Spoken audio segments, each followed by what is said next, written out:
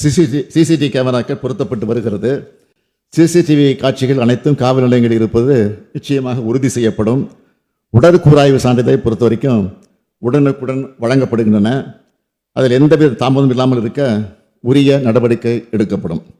அதேபோல் மாண்புமிகு உறுப்பினர் திரு மாரிமுத்து அவர்கள் கோட்டூர் தீயணைப்பு நிலையத்துக்கு சொந்த கட்டடம் தேவை என கோரிக்கை விடுத்தார்.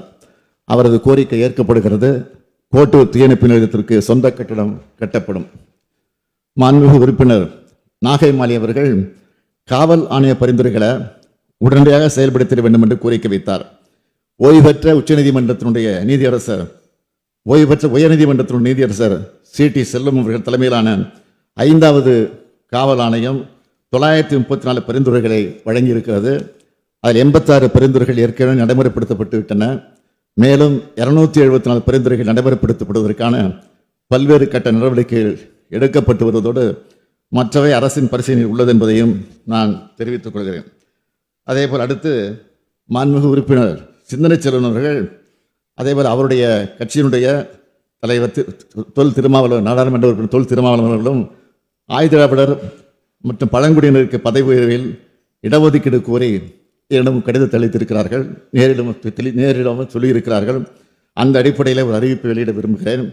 பல்லாண்டு காலமாக தமிழ்நாட்டில் அரசு பணியாளர்கள் தேர்வு முறையில் தயாரிக்கப்பட்டு வந்த தரவரிசை பட்டியலானது சமூக நீதி அடிப்படையில் இருந்து வந்த நிலையில் கடந்த 2019ஆம் ஆண்டை வரப்பெற்ற உச்சநீதிமன்ற தீர்ப்பின் காரணமாக இந்த முறையில் ஏற்பட்டுள்ள மற்றும் வருங்காலத்தில் ஏற்படக்கூடிய பாதிப்புகள் குறித்து ஆய்வு செய்வதற்கும் அதற்கான சட்ட ரீதியான தீர்வுகள் அளித்திடவும் ஓய்வு பெற்ற உயர்நீதிமன்றத்தின் நீதியரசர் தலைமையில் குழு ஒன்று அமைக்கப்படும்.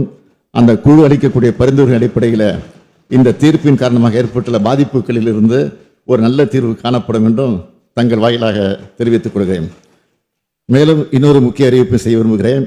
இந்த மண்ணின் ஆதி குடிகளை இழிவுபடுத்தும் அடையாளமாக காலனி என்ற சொல் பதிவாகி இருக்கிறது.